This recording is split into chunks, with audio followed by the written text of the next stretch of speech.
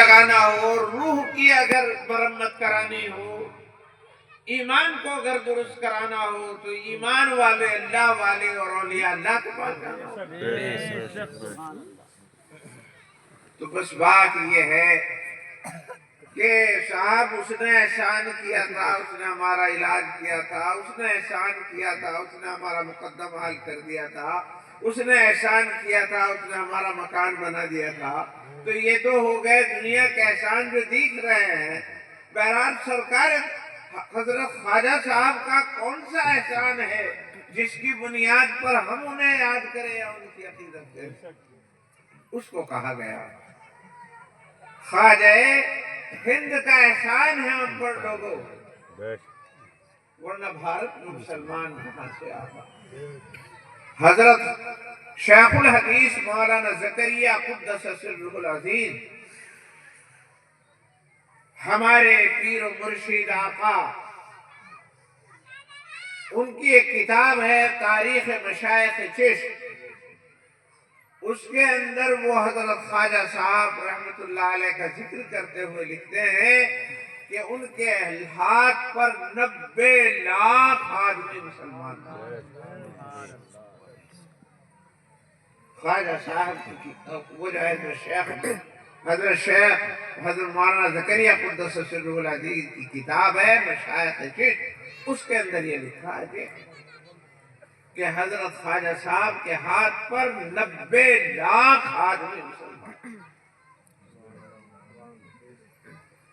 اب آپ سمجھ سکتے ہیں کہ ہماری نسلوں کے تانے بانے جہاں تک پہنچتے ہیں، ان کو اگر تانا بانا ملایا جائے تو یا تو خواجہ صاحب یا خواجہ صاحب کے خلفاء اور ان کا جو ایک جال تھا بچھا ہوا خواجہ صاحب ہے، خواجہ قطب الدین بختیار کاکی ہیں، بابا فرید گنج شکر ہے، حضرت نظام الدین اولیاء ہیں، علاء الدین علی احمد، اور پھر پتہ نہیں کتنے بزرگان اور کتنے سلسلہ وہ پھیلتا چلا گیا ہے۔ یہ سارا کا سارا جو نظر آ رہا ہے یہ سب انہی کا تو صدقہ ہے۔ آخر ایمان کہاں سے آیا؟ کہاں سے اتنے سارے مسلمان ہوتے؟ رہا بات یہ کہ کسی وہ جو بادشاہ لوگ تھے انہوں نے کیا ہوگا، انہوں نے مسلمان بنائے ہوں گے، بالکل جھوٹی بات ہے۔ بعض لوگ کہتے ہیں کہ زبردستی کر لیا گیا، زبردستی کہاں کیا؟ اکبر نے تو جو مسلمان تھے انہیں بھی اسلام سے پھیرنے کی کوشش کی، ایک نیا دین چلا دیا۔ سب سے بڑا بادشاہ اکبر بادشاہ، اور وہ جو اکبر بادشاہ ہے اور سب سے زیادہ ذی حشمت اور ذی وجاہت مانا گیا،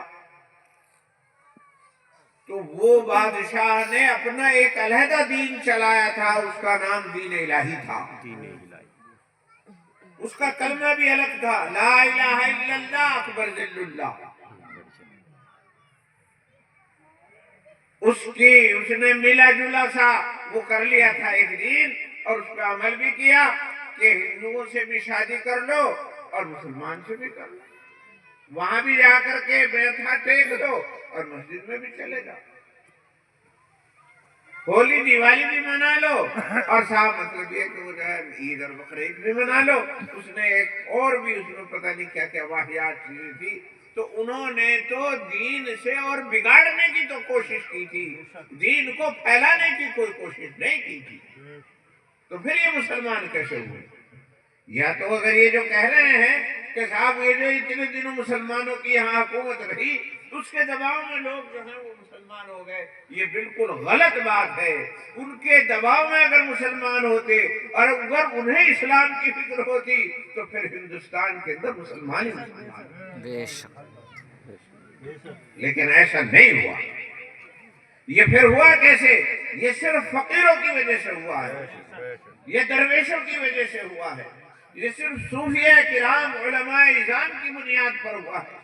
انہوں نے محبت کا جام پھیلایا، انہوں نے یہاں اصل محبت کا جام پھیلایا، لوگوں کو محبتیں دی، جو لوگ کچلے ہوئے تھے انہیں سینے سے لگایا، جنہیں روٹی نہیں ملتی تھی ان کے لنگر خانوں میں انہیں کھانے ملے، بادشاہ لوگ اپنی مجبوری کی وجہ سے ان کے ہاں نذرانے پیش کرتے تھے جو مالدار تھے نواب تھے، اور یہ اس مال کو نظر میں بھی نہیں لاتے تھے اور لوگوں کو لٹاتے تھے۔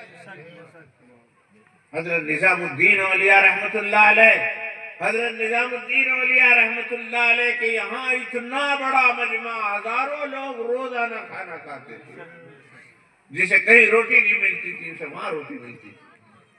اس زمانے میں جو کچلے ہوئے لوگ تھے، غریب تھے، فقیر تھے، ان کے دسترخوان پر بیٹھ کر کے کھانا کھاتے۔ حضرت نے 10 بادشاہوں کا زمانہ پایا اور سب نے کوشش کی کہ حضرت سے ملاقات ہو جائے، مگر حضرت کسی سے ملاقات نہیں کرتے تھے، فقیروں کو گلے لگاتے تھے، غرباء کو گلے لگاتے تھے۔ ایک نے بہت زیادہ وہ کیا کہ میں چل دیا ہوں، آ رہا ہوں، تو حضرت نے اس کے جواب میں لکھا کہ فقیر نے اپنے گھر کے 2 دروازے بنوا رکھے، آپ ایک در سے آئیں گے تو میں دوسرے در سے مانوں گا۔ اور حضرت کا عالم یہ تھا کہ ایک دفعہ حضرت کی محفل تھی، بادشاہ کی طرف سے بہت بڑا ہدیہ، ایک تشت میں سونے چاندی کے سکے جو اس زمانے میں چلتے تھے، اشرفیاں، درہم و دنانیر، وہ پیش ہوئے۔ اب بزرگوں کی جو محفل ہوتی ہے اس میں سارے ہی مخلص بھی نہیں ہوتے، ان کے یہاں بھی یہ تو دنیا کا وہ